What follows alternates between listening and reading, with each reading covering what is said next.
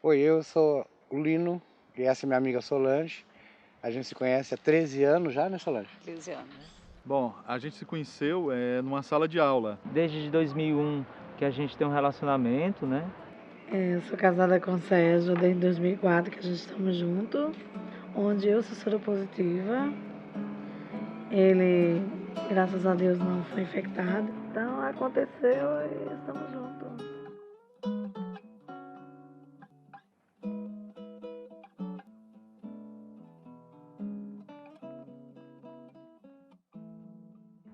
Bem, meu nome é Samir e desde os 20 anos de idade, em 2005, eu vivo com HIV. Meu nome é o Everton, eu tenho 17 anos. Eu descobri que eu sou soropositivo há mais ou menos 4 anos. Sou soro positivo desde 96. Sou soropositiva desde 93, tenho 35 anos, né? Bom, eu me descobri soropositiva em 1993, né? Depois que meu marido faleceu. Minha vida com HIV começou em 96, na verdade, quando eu me descobri portador. A minha história começou em 99, quando eu comecei a ficar doente, tendo crise seguida de pneumonia. Na época foi muito difícil para mim, porque eu fiquei sozinha, tive que enfrentar tudo, uma vida difícil.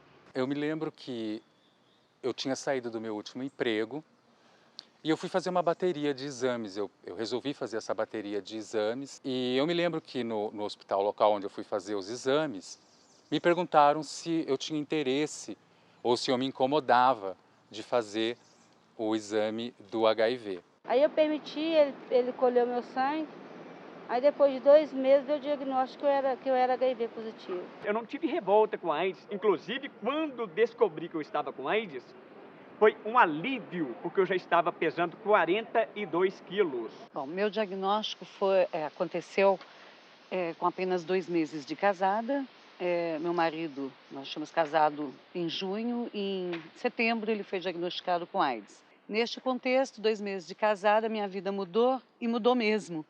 Inclusive mudou radicalmente pelo fato de que eu ter que aceitar, além de uma viuvez, aceitar uma sorologia positiva. E a minha vida mudou assim totalmente. Eu tinha 3 anos de casada, tinha planos assim fantásticos para minha vida e para a vida dele, né? E daí para cá, aí ele veio a falecer. E aí em seguida eu fiz o exame e o diagnóstico foi positivo também. Então, junto com a perda do meu marido, eu tive mais essa perda, porque naquele momento você fica sem chão. Na hora, eu não senti nada e a partir do momento em que ele me mostrou o exame, eu também não ouvi nada. E eu custei a dar conta, porque na época eu não tinha tanta informação, eu tive depressão, tentei suicídio. Quando eu peguei o meu diagnóstico de soro positivo, a imagem que me veio à cabeça foi uma cortina sendo fechada para o futuro. Eu não consegui ver além. Naquele primeiro momento, meus planos de vida, eles se fecharam. Eu paralisei meus planos, comecei a pensar que não haveria necessidade, não teria como realizá-los. Foi até que em 2005, por causa do uso excessivo de droga e álcool, eu me tornei morador de rua. E nesse período eu adoeci quando eu desenvolvi a doença AIDS. Foi desenvolvendo, eu descobri as doenças oportunistas, que foi tuberculose, a neurotoxoplasmose, uma anemia profunda e pneumonia. Na minha quinta meningite, eu perdi a visão, a audição, o olfato, o paladar. Eu estava com uma pneumonia grave, fiquei praticamente 1 ano em cama, porque quando eu percebi o exame, já doente, entrei em depressão, eu morava sozinho, estava desempregado. Porque eu achei que eu já ia morrer, daqui a pouco eu já ia morrer. Me isolei e aí entrei em depressão total. E na época eu contei só para minha família, já juntei todo mundo de uma vez numa sala e falei para todo mundo, sou soro positivo, tô com AIDS, que na época a gente não falava HIV, falava tô com AIDS. E ficou aquela história de não contar para a família. Mas o dia que eu consegui meter o pé no balde, ninguém paga minhas contas, vou contar tudo para a família. Contei. Aí tirei o peso do mundo das costas. A diretora da minha escola sabe que eu tenho alguns professores que sabem que minha mãe deixou aberto. Quando eu revelei para minha família, isso foi bem depois de quando eu adquiri o HIV, na verdade. Porque quando eu descobri, eu não contei nada, não. Aí começou a rolar um desacerto com minha mãe e eu tive que sair de casa. Foi a rejeição familiar que eu sofri muito por causa de eu ser portador. Eu não tive nenhum cuidado da minha família no momento da doença, né? Porque eles tinham medo de colocar eu dentro de casa, porque eu estava doente, eu ia passar para todo mundo dentro de casa. A minha mãe, muitas vezes que eu tinha ido na casa dela no começo, ela tirava sabonete, toalha de banho, não pegava meu filho, então eu sofri muito. Eu sofri muito preconceito na época que eu estava doente. E eu vi o silêncio das pessoas a me olharem. Aquele medo de chegar perto da pessoa que está doente. Será que eu toco? Será que eu não toco? Será que está saindo pelos poros? Será que não está? Foi muitas pessoas lá em casa e uma mulher queria que eu desse de mamar meu filho, porque o leite estava vindo. Eu falei que eu não ia dar, e aí eu gritei, não, eu não vou dar não, que sou aidética. E eu já não sabia nada mesmo no começo, falei que já era uma aidética. Ela jogou meu filho em cima da cama com 3 dias de nascido, quase matou meu filho. Já se tem o preconceito porque é homossexual. Fala, ai, desculpe a expressão, mas a expressão popular é essa bicha, e além de bicha, é doente. Eu falei, pai, eu sou HIV positivo. E a primeira pergunta que ele me fez foi: mas foi com homem ou com mulher que você contraiu?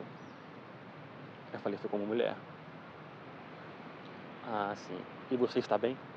Porque era uma doença de travesti, de drogado, de prostituta. E ainda cheguei a ouvir isso de alguém da minha família. Pô, mas ela tá com doença de travesti, de prostituta. E isso, assim, na época acabou comigo, né? Porque realmente eu me sentia uma pessoa, a última das pessoas. Aí bastou um saber para todo mundo saber. Aí o negócio estourou, os vizinhos começaram a reclamar da minha mãe lá, falar, ó, seu filho tem AIDS, isso, aquilo, ele vai morrer.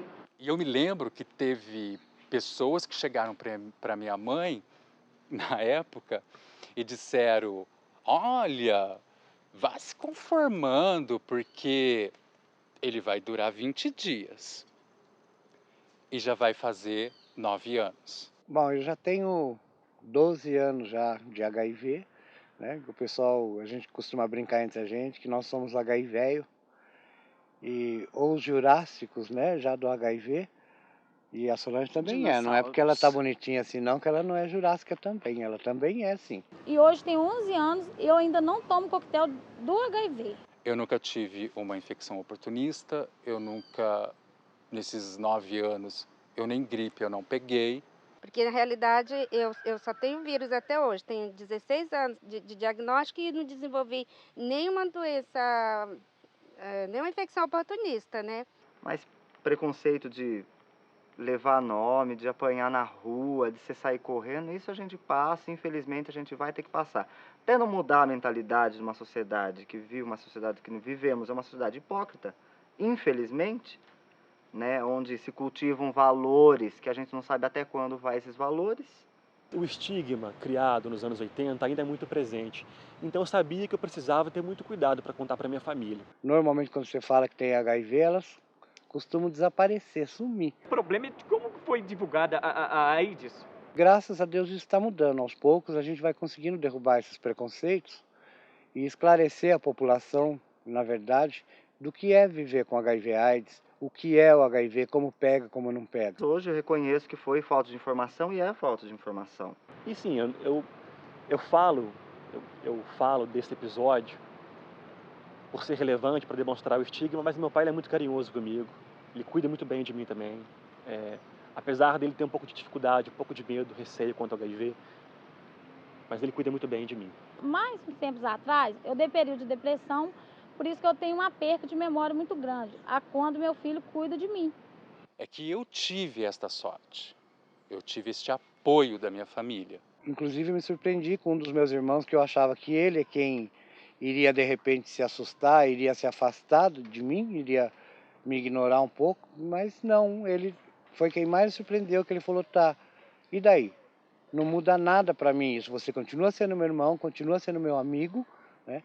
Quem tem que se cuidar agora é você. E daí também fui sair do quadro de depressão e já voltei a ter contato normal com elas. E naquele momento que eu passei a ter contato normal com elas, elas também já voltaram a ficar mais felizes, porque Durante muito tempo eu não dei atenção para elas, eu não queria conversar, eu não queria brincar, eu não dei atenção, assim, eu larguei, eu deixei tudo de mão, eu pensei só no meu mundo. Realmente no momento que a gente tomou conhecimento, a gente entrou um pouco em desespero, porque ninguém quer perder a mãe, né? Mas nós demos todo apoio a ela, né? Nós não tivemos nenhum preconceito a respeito disso, né? A gente tentou o máximo ajudar ela, a gente saía junto com ela, para todo mundo ver que a gente não tinha vergonha dela, não tinha nada. No primeiro momento, eu me afastei da minha família, dos meus amigos, não queria ter nenhuma relação, ou sexual, ou afetiva, porque eu tinha vergonha. Eu tinha vergonha de ter contraído o HIV. E daí eu comecei a pensar, o que eu faço agora? Porque eu sou diferente de todo mundo.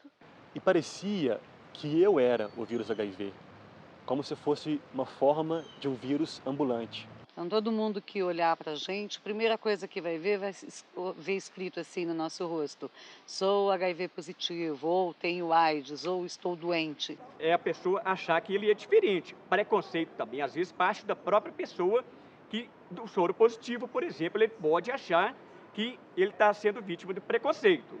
Porque o próprio preconceito, a gente tem que bater de frente com o nosso próprio preconceito. Porque o primeiro preconceito está na gente. E eu tinha medo de olhar no espelho. Eu fiquei quase um ano sem me olhar no espelho. Aí um dia eu peguei, fui no banheiro, me encarei. Olhei no espelho, vi, eu realmente não estava com uma aparência muito boa, mas eu falei, não, eu não vou ficar pro resto da vida assim, dando trabalho, eu tenho que fazer alguma coisa na minha vida. Eu procurei imediatamente procurar atividades que não me excluísse, porque eu também não poderia me sentir culpado e achar que a minha vida tinha terminado por conta disso. Foi aí que eu conheci realmente o tratamento do HIV, que eu passei por uma casa de apoio, eu fiquei 3 anos numa casa de apoio.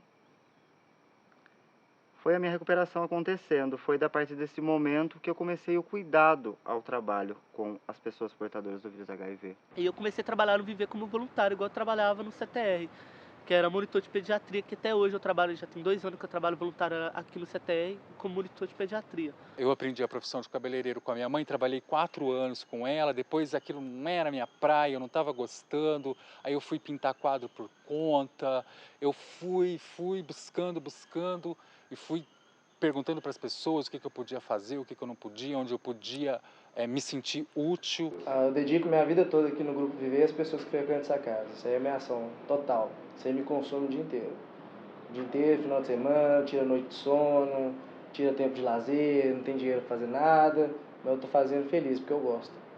Eu acho que eu progredi bastante nesses últimos meses, porque trabalhando assim eu pude não só me ver que eu só tenho problema, mas eu pude ver também que as pessoas têm problemas. Porque não é simplesmente você pegar o seu diagnóstico, dizer, sou doente, minha vida está acabada e eu vou para minha casa esperar o mundo acabar. Porque quando você é rebelde sem causa, não faz sentido mesmo não. Né? Você, eu vou escutar rock, fazer isso aqui lá porque eu não gosto do mundo. Isso aí não vai mudar nada não. Agora se você não gosta do mundo, se está a fim de mudar, vai fazer as coisas então e para de ficar reclamando. Uma coisa que a gente aprende quando tem uma doença crônica é ter mais consciência social. Olha, o dia inteiro, até quando eu vejo a pessoa jogando papel na rua, eu falo assim, tem lixeira ali, velho. Então, as pequenas coisas, se você tiver um pouco de disposição para chamar a atenção, tentar fazer as coisas certas, isso aí é um pouco de disposição que você tem que ter. Essa força minha é esse desejo de fazer as coisas melhor para todos os meninos que eu trabalho hoje, para serviço, para várias empresas, para a prefeitura. Eu imagino que eles são um José Lúcio, no passado, que precisava de alguém. Então, eu me vejo neles e me realizo todos os dias. Hoje, eu sei com clareza o que eu quero para a minha vida, a militância, o protagonismo juvenil.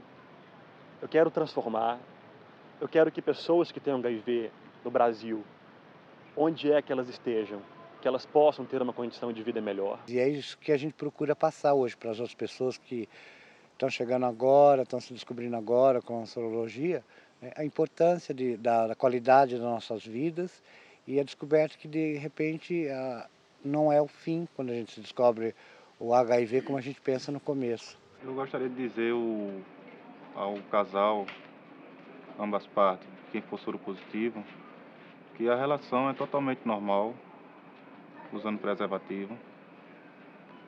Não tem preconceito nenhum, não tem, como é que se pode dizer, distinguir como é que é a pessoa. Só quem sabe é quem está vivendo. Então, se a gente quer viver com a pessoa, a gente tem que correr atrás, tentar manter-se vivo, se cuidando. As pessoas acham que tem que ser soro positivo com soro positivo. Soro discordante não existe, entendeu? Mas é tanto que tá aí a nossa relação que dura há mais de 8 anos. O fato de gostar de uma pessoa é indiferentemente da questão da sorologia. E assim, tô aqui, tô tranquila e tô disponível para outros relacionamentos que aparecerem que realmente convenham a gente se relacionar, porque sou soro positivo, mas sou feliz, gente, e quero continuar sendo feliz, tá? Hoje eu me sinto uma pessoa bem mais madura, bem mais sensata, penso muito na minha qualidade de vida e na qualidade das minhas relações e, inclusive, penso mais no meu bem-estar, tanto físico como afetivo, como mental. E, na verdade, a gente não vive com HIV, né? Ele que vive com a gente, na verdade. Porque se eu tivesse morrido, ele também estaria morto. Hoje eu trabalho, tenho uma vida muito tranquila, eu danço, tenho netos, bisnetos e hoje eu posso aparecer em qualquer lugar e falar, eu tô viva. Hoje, assim, eu me sinto uma pessoa totalmente renovada, a minha família voltou a conviver comigo direitinho e penso no futuro de estudar, formar e ver meu filho formado também e viver cada dia mais feliz. Aliás, eu digo isso para muita gente, que no meu caso, eu consegui entender, depois de muito tempo, de muito trabalho, que a notícia de ser portador do vírus HIV é nada mais, nada menos do que você trabalhar uma situação nova. Uma dificuldade que você pode, com a ajuda das pessoas e com o carinho das pessoas, principalmente dos familiares e dos amigos, você pode transformar aquilo que era uma dificuldade numa facilidade. E é o que eu venho fazendo com a minha vida. Hoje eu assumo que eu sou. Claramente.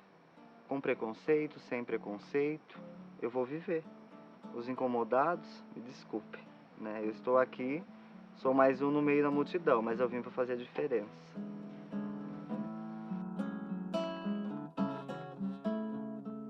Quando a AIDS surgiu, ao invés de encarar a síndrome como problema de saúde pública, foi mais fácil criar um gueto moral, discriminar pessoas, distribuir culpas, isolar homens e mulheres pelo preconceito. Homens e mulheres que atravessam todos os dramas existenciais em busca de caminhos para seguir vivendo, quando tudo parece levar ao fim, surge uma chance de recomeçar. Contrariando o mundo perfeito que tentamos criar, o homem se reinventa quando substitui o pulsar dos relógios pelo bater do coração, passando a marcar seu tempo pela solidariedade e pelo afeto, ingredientes poderosos contra o preconceito. Todas essas pessoas que vimos aqui certamente tiveram suas noites escuras, mas souberam amanhecer prontas para o sol de mais um dia. E sabem que os dias viram semanas, que viram meses, que viram anos, que viram décadas, que viram séculos. E que qualquer tempo se constrói apostando na vida.